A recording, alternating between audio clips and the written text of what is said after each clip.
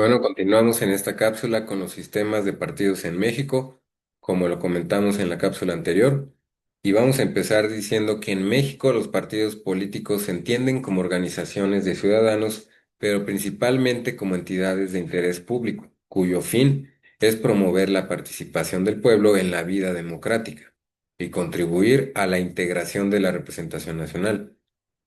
En este sentido, buscan hacer posible el acceso de los ciudadanos al ejercicio del poder público, de acuerdo con los programas, los principios y las ideas que postulan mediante el sufragio universal, libre, secreto y directo, así como las reglas para garantizar la paridad entre los géneros en candidaturas a legisladores federales y locales. Para que un partido político sea reconocido legalmente, debe estar registrado ante el Instituto Nacional Electoral o ante el organismo público local electoral. La representación política de los ciudadanos en la democracia mexicana es posible mediante los partidos y recientemente los candidatos independientes. Sin embargo, durante un largo tiempo estos institutos políticos fueron los únicos encargados de postular candidatos para integrar los cargos públicos de representación popular. Asimismo, el ordenamiento jurídico mexicano establece que los partidos políticos son uno de los canales de comunicación entre los ciudadanos y los gobernantes, por lo que deben organizarse en una estructura formal en torno a un programa político determinado que sea ejecutable. Por esto vamos a describir algunos derechos de los partidos políticos. Vamos a empezar diciendo que es participar en la preparación, el desarrollo y vigilancia del proceso electoral federal. También participar en las elecciones estatales, municipios y de Ciudad de México. Recibir financiamiento público para el ejercicio de sus actividades durante los procesos electorales y fuera de ellos. También utilizar el tiempo que le corresponda en los medios de comunicación, como lo es radio y televisión, durante los procesos electorales y fuera de ellos, el cual es administrado por el INE. También formar coaliciones tanto para las elecciones federales como para las locales. Asimismo, también tienen algunas obligaciones que se encuentran o podemos mencionar las de cumplir sus normas de afiliación y los procedimientos que señalen sus estatutos para la postulación de los candidatos. También garantizar la equidad y procurar la paridad de género en sus órganos de dirección y en las candidaturas a cargos de elección popular. También presentar ante el INE una serie de informes que den cuenta de sus actividades y del uso de los recursos para su desarrollo. También tenemos o podemos mencionar destinar los recursos de los que dispongan en los términos establecidos legalmente y también permitir la práctica de auditorías y verificaciones por los órganos competentes del INE. También poner a disposición de toda persona su información pública.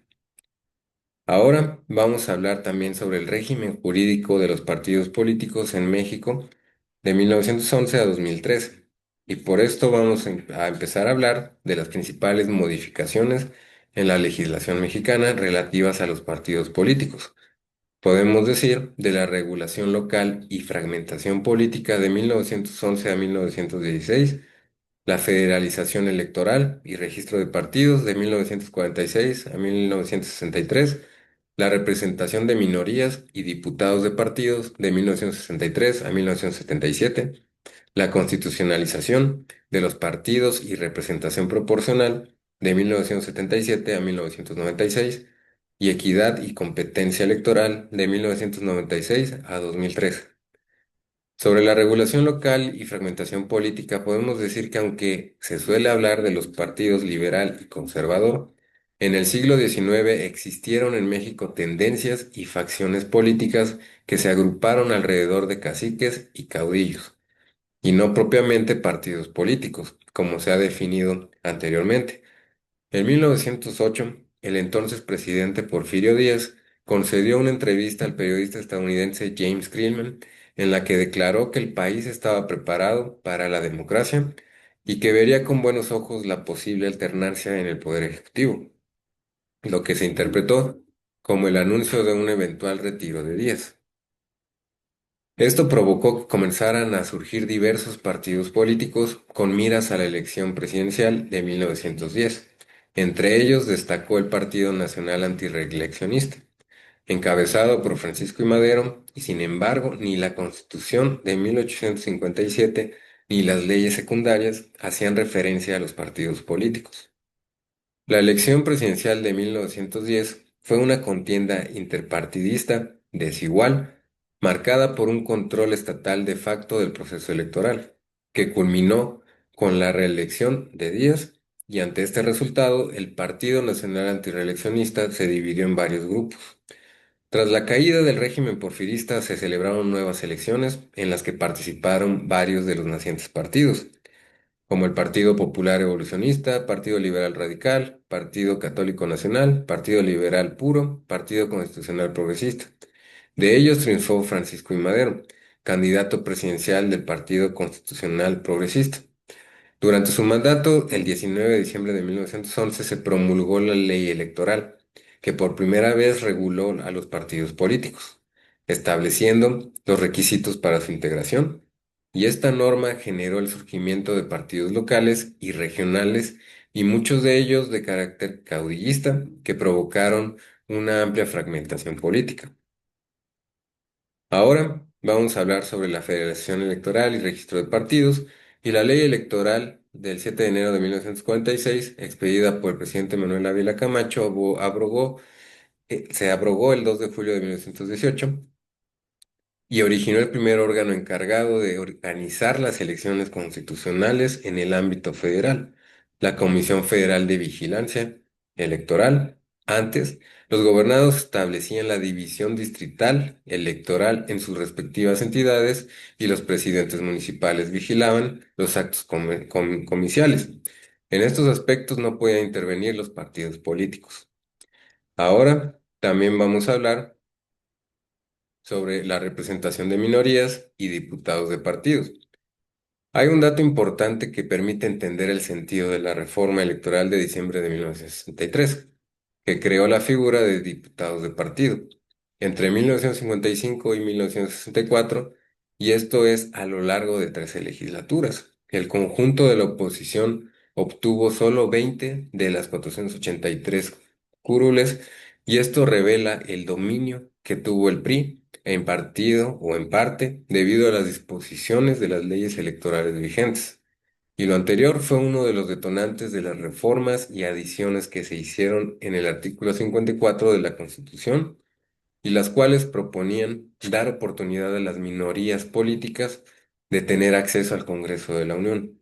Tal artículo dispuso que la elección de los diputados de mayoría se complementara con la figura de los diputados del partido. Ahora también vamos a hablar sobre la constitucionalización de los partidos y representación proporcional. Después de la elección presidencial de 1976, en la que solo participó un candidato, el gobierno entrante de José López Portillo decidió emprender una reforma político-electoral en diciembre de 1977, y el gobierno envió a la Cámara de Diputados su iniciativa de Ley Federal de Organizaciones Políticas y Procesos Electorales. Dicha ley implicó una reforma constitucional en la que por primera vez en la historia de México se consideró a los partidos políticos, entidades del interés público, cuyas formas específicas de intervención en el proceso electoral debían establecerse en la ley. La reforma introdujo muchas novedades, y entre las que se añadió la figura del registro condicionado a la del registro definitivo. Ahora también vamos a hablar vamos a continuar sobre la equidad y competencia electoral. La reforma electoral de 1996 significó cambios importantes en materia de partidos políticos.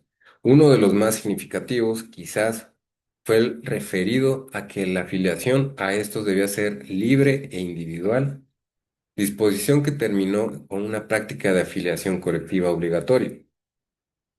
El COFIPE dispuso que debiera prevalecer el financiamiento de carácter público.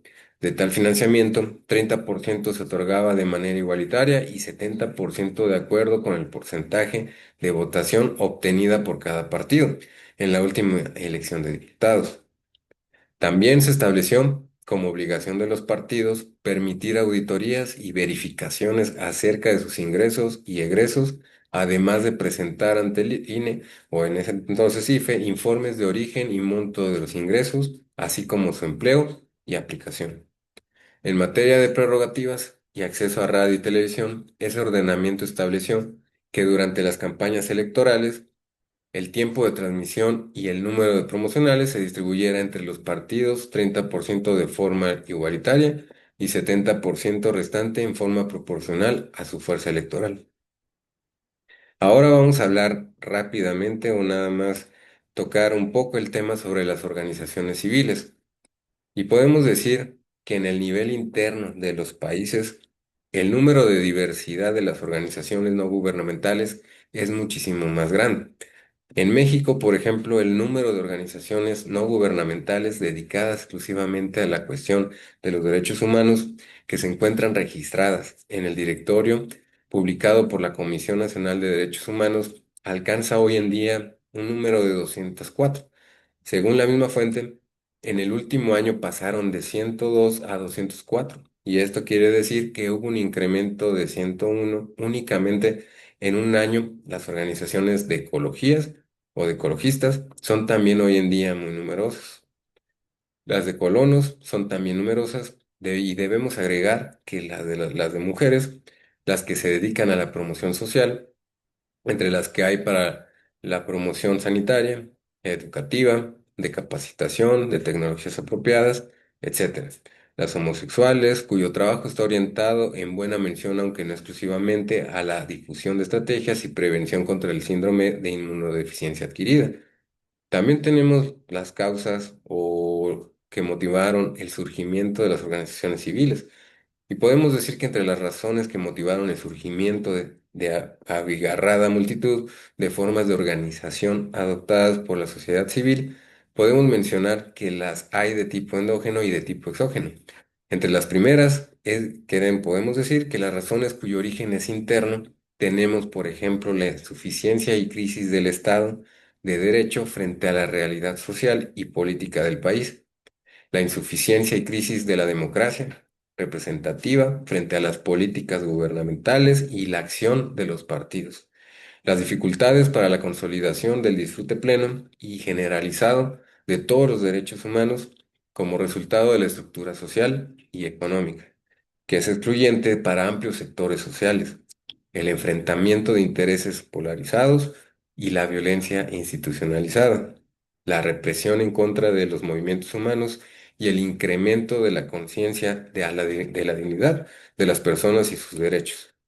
Asimismo, entre las razones externas que favorecieron la aparición de las distintas organizaciones de la sociedad civil, tenemos la creciente difusión y desarrollo de los diversos derechos humanos, que se constituyeron en el gran tema universal de la segunda mitad del siglo XX, y algunos hechos políticos trascendentales que ocurrieron en países o regiones y ejercieron una considerable influencia en la consolidación de la ideología de los derechos humanos en el interior de las naciones y el creciente desarrollo de las comunicaciones.